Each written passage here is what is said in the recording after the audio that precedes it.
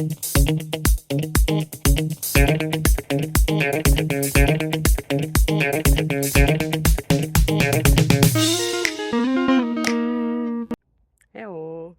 So today is sports day, so it's time to do something for us, for our body, and of course for our mind. So how about this next question?